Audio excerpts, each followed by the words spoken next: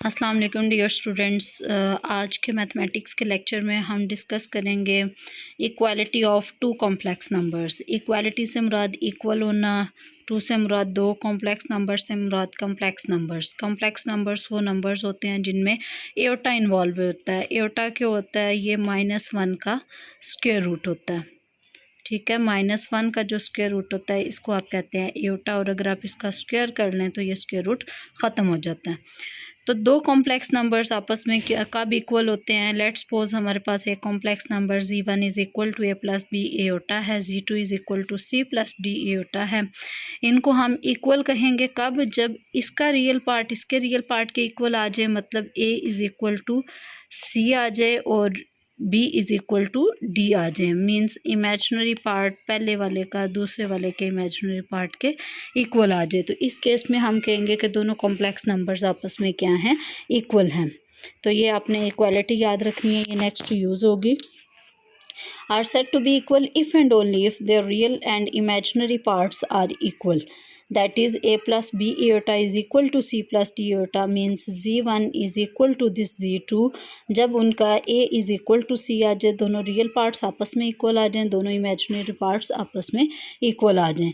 ठीक है, ये एग्जांपल्स भी आपने लाजमी स्टडी करनी है, इसमें से पेपर में आ जाता होता है। सबसे पहले हम इससे रिलेटेड क्वेश्चंस कुछ एक्सरसाइज के देखते हैं, जिसमें सबसे पहले हमारे पास है क्वेश्चन नंबर 1।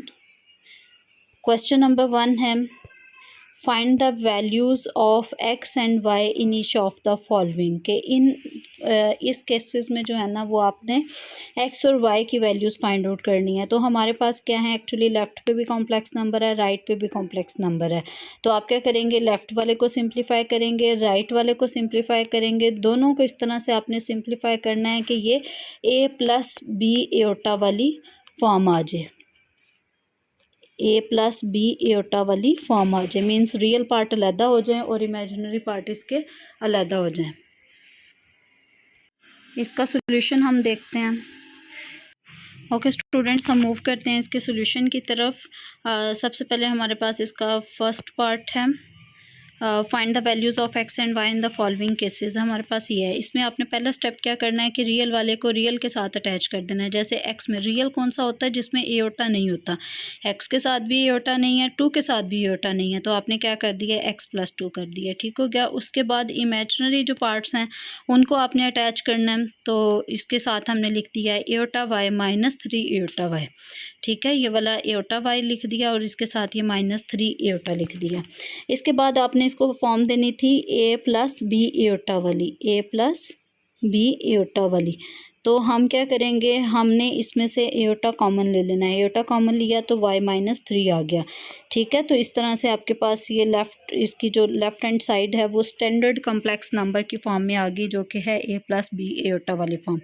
सेम यही चीज़ आपने राइट हैंड साइड पे भी ऑपरेट करवानी है। राइट हैंड साइड पे देखें, आपके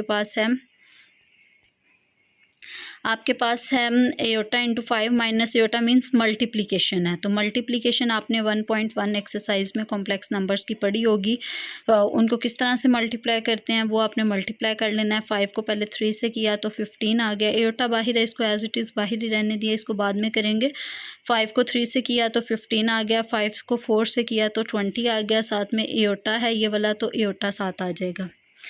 ठीक है, इसके बाद जो है हमारे पास माइनस एयोटा रह गया। माइनस एयोटा को 1/1 सेकेंड नंबर के हर पार्ट के साथ मल्टीप्लाई करवाना है। आपने माइनस एयोटा को 3 से करवाया तो -3 एयोटा, माइनस एयोटा को ही 4 एयोटा के साथ करवाया तो -4, और साथ में एक ये एयोटा और एक ये वाला एयोटा, ये क्या बना, एयोटा स्क्वायर बन गया।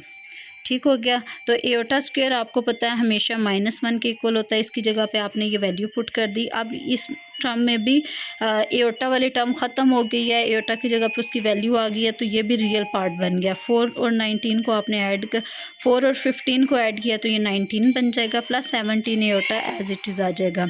अब आपने इसको कम्प्लीटली सिंप्लीफाई करना है, तो हमने क्या किया कि बाहर वाले एयोटा को भी अंदर आपने मल्टीप्लाई करवा देना है। तो 17 के साथ एक एयोटा ऑलरेडी मौजूद है कि यहाँ से एयोटा आ गया, तो ये बना 17 एयोटा स्क्वायर।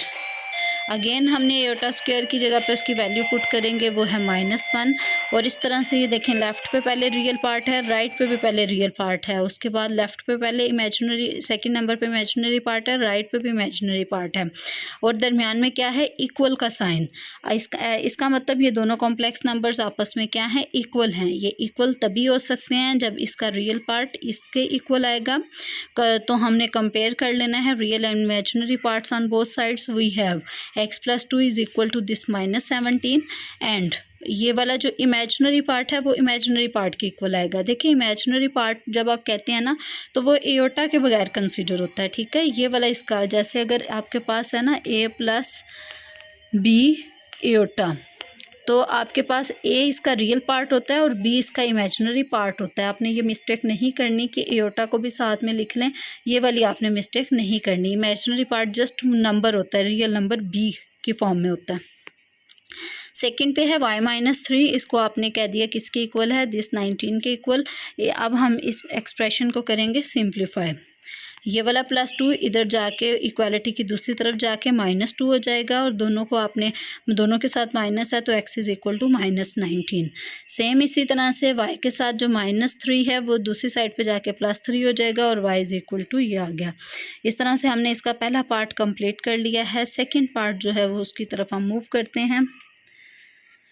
सेकेंड पार्ट है हमारे पास x+ iota y into y 1 minus iota, मतलब लेफ्ट हैंड साइड पे आप मल्टीप्लिकेशन जो जिस तरह से भी सिंप्लीफिकेशन हो सकती है उस तरह से करने के बाद आपने इसको स्टैंडर्ड x+ एयोटा y वाली फॉर्म में दोनों को लिखना है, मतलब पहले नंबर पे रियल पार्ट और दूसरे नंबर पे इमेजिनरी पार्ट। तो यहाँ पे देखें आपके पास क्या था, 1 माइनस, यहाँ से अगर आप ऐसे भी कर सकते हैं कि इसको डायरेक्ट मल्टीप्लाई कर देते, कोई फ़र्क नहीं पड़ता।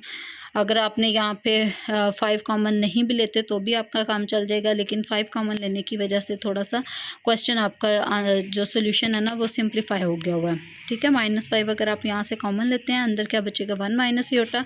दोनों साइड पे इक्वालिटी के दोनों साइड्स पे सेम नंबर हैं तो आप इसको मल्टीप्लाई हो रहे हैं, आप इनको कैंसिल कर सकते हैं, ठीक है। और ये वाला -5 इस 5 के साथ कैंसिल हो गया। उसके बाद जो रिमेनिंग है उनको हम सिंप्लीफाई करते हैं। लेफ़्ट पे तो ऑलरेडी x+ एयोटा y वाली फॉर्म बच गई, ठीक है। यहाँ पे 2 - 3 एयोटा, और ये वाला जो है ना ये माइनस और ये वाला माइनस प्लस हो गया। एक ये माइनस है, ये माइनस, दोनों मल्टीप्लाई हो रहे हैं, प्लस हो जाएगा, और साथ में 3 एयोटा मल्टीप्लाई आ गया, ठीक है। इनको अब हम मल्टीप्लाई करेंगे 3 एयोटा को पहले 2 के साथ, तो 6 एयोटा बन जाएगा। फिर उसके बाद -3 एयोटा के साथ करेंगे तो माइनस एज इट इज़ आएगा, 3 3 9, और साथ में एयोटा स्क्वायर। एयोटा स्क्वायर किसके इक्वल होता है, -1 के इक्वल, ठीक है। तो इस तरह से ये -9 बन गया। तो ये स्टैंडर्ड कॉम्प्लेक्स नंबर्स की फॉर्म बन गई। ये राइट हैंड साइड पे आपने as it is reasons mention करते जाना है कि आपने यहाँ पे क्या स्टेप परफॉर्म किया, ताकि जो चेक करने वाले हैं उनको आइडिया हो जाए कि आपने किस तरह से ये किया है। अगेन हम दोनों जो कॉम्प्लेक्स नंबर्स हैं उनको कंपेयर करेंगे तो देखें direct x is equal to 9 आ जाएगा और y इज़ इक्वल टू 6 आ जाएगा। मीन्स इस क्वेश्चन में कोई भी सिंप्लीफिकेशन नहीं है। तो ये दोनों क्वेश्चंस आपने अच्छे तरीके से अंडरस्टैंड करना है, इनका होमवर्क लाजमी करना है। कोई आपका क्वेश्चन हो, कोई इशू हो, आपने पूछ लेना। ओके स्टूडेंट्स, अल्लाह हाफिज़।